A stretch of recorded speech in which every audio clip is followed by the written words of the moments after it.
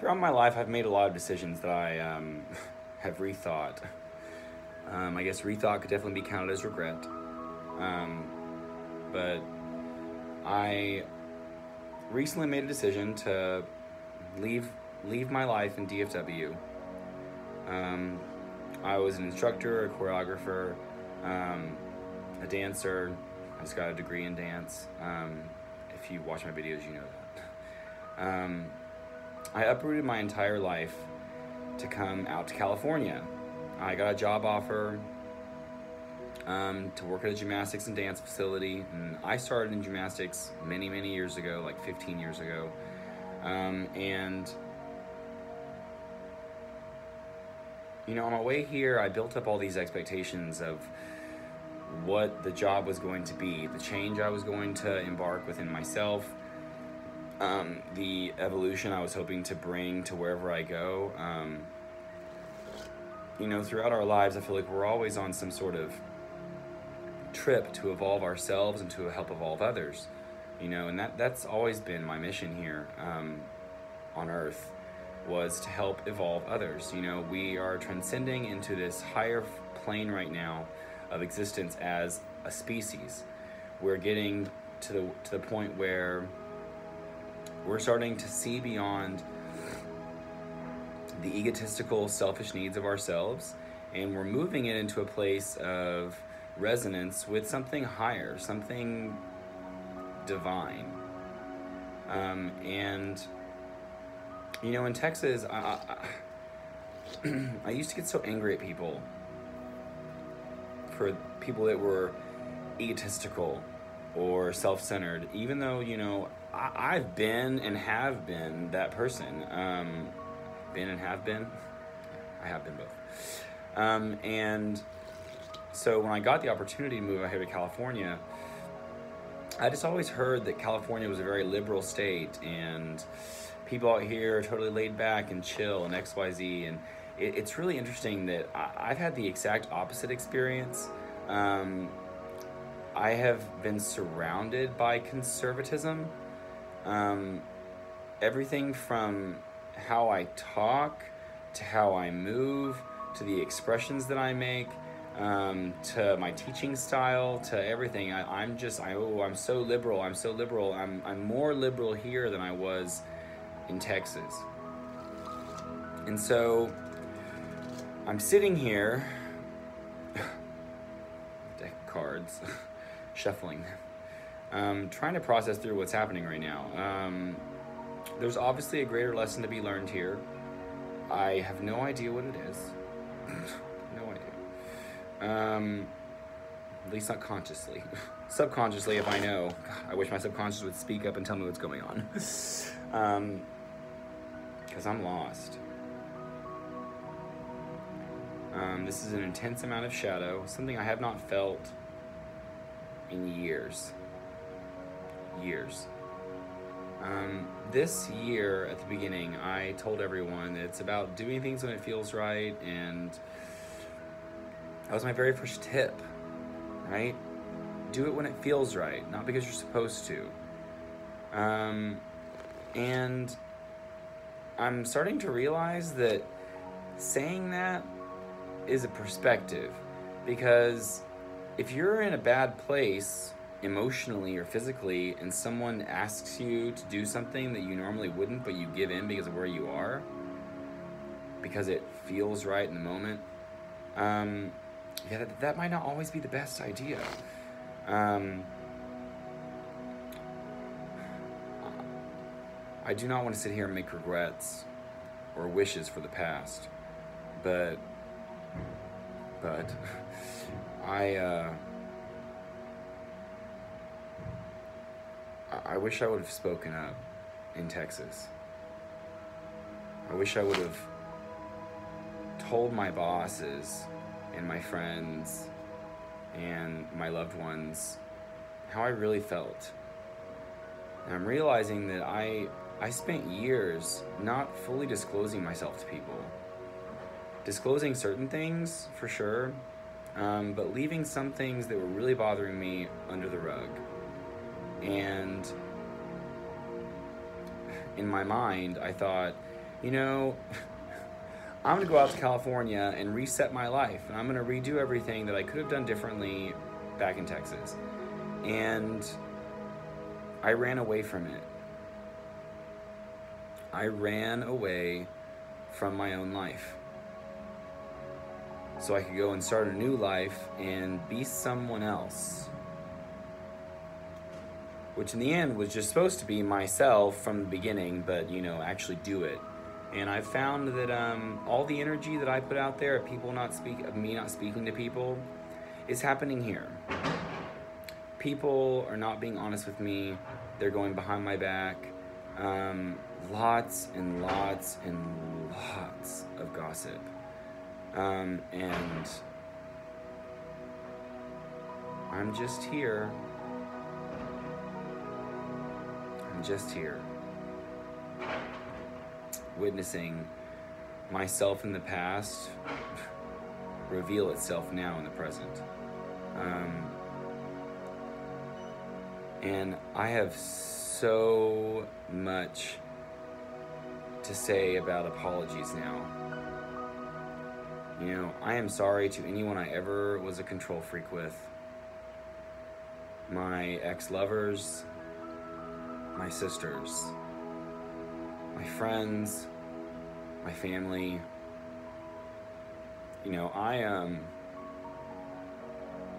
I've been through a lot in my life with what I've given people. You know, since I believe you can never take the theft out of a thief. I demand things.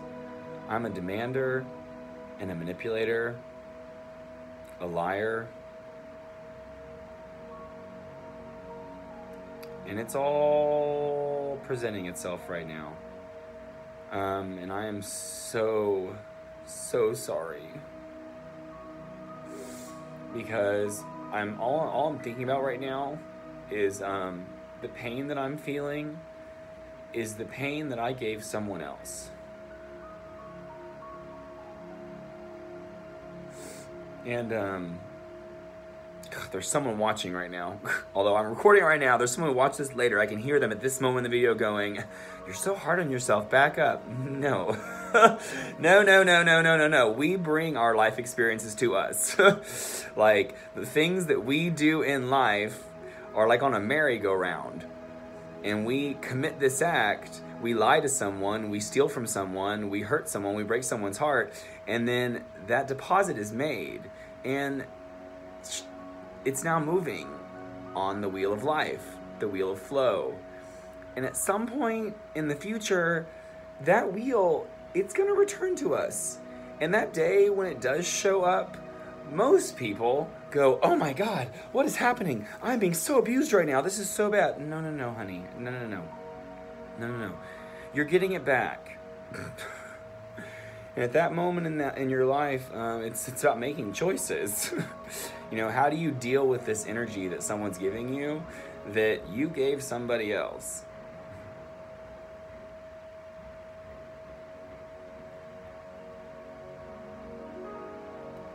You know, we all know what the road to hell is paved by.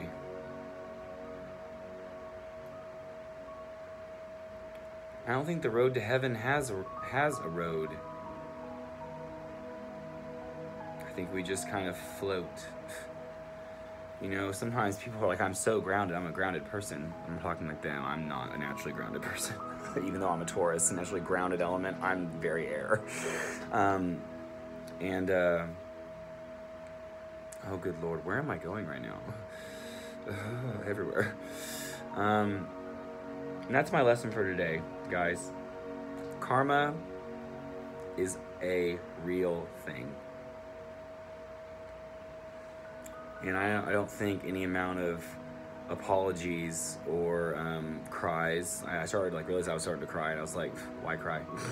It's not gonna make a difference.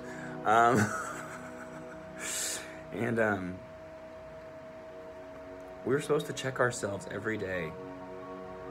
Everything that we do, everything that we say, it's gonna come back. And, you know, according to some beliefs, it comes back stronger. than when you put it out. Because it's like our actions are a seed for our later experiences, and the seeds grow. Sometimes they grow little wee plants. Sometimes they grow monstrous 60-foot trees. And when that monstrous 60-foot tree shows up, you better remember that you planted it. Because I do. I planted these seeds.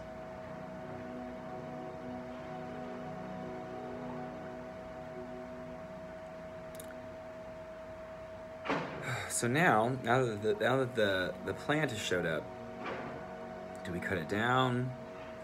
Do we dig it up? Do we set it on fire? Do we drown it? Seems like a waste of a good tree. Even if the tree was sown in negativity, it brings positive effect to us, right? It brings change.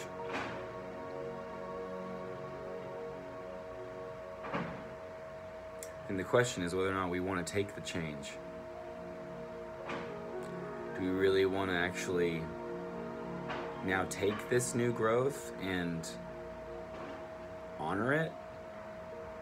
You know, I've said a million times, everything happens for a reason. So everything happens for a reason, then it would stand to bear that my negativity that I gave out once upon a time was there for a reason. Maybe in that moment of negativity, my anger or my control sparked someone else to take control of their own life. Maybe by me being resentful or manipulative, that person decided to go out and be a strong-willed individual. It's all about control, right? Well, I think that's our biggest dilemma as humans is control. Do we have control? Well, ultimately in the end, no. You have no control. You have no control that you were born, no control that you died. Like, you're gonna die when you're supposed to die. Of course, there is a train of thought that, you know, we choose when we're born and we choose when we die. We choose when we die. We choose when we die before we even get here. Again, I believe to follow many thoughts of belief, and one of the beliefs I've read or heard or seen is that we bring it all to us from beginning to end. And it's like the Oracle says in the Matrix, you're not here to make a choice. You're here to understand why you made the choice. I am not finding the why at this exact moment. Nope. Five of Pentacles. What does that mean? Pentacles are all about earth, materialism. Pay careful attention to your financial affairs. There's temporary hardships, even an emotional level of release that is coming. Money or resources could be lacking. Amen. Living in California is not cheap. And this would not be a good time to make new financial agreements or commitments. Which means I'm supposed to stay where I am. Don't move. Be still. Be still, you say. Be still what? Elder the Fifth is not in the fifth today, guys. There is no fifth. There is no fifth right now. I'm like a second. God, this channel went from like happy positivity in January to now like anger and frustration and resentment in October, September. I said October. I'm in the future right now. I'm not in the present. And that's not good. I need to live in the present. This video is so long. Zip zippity doo dah.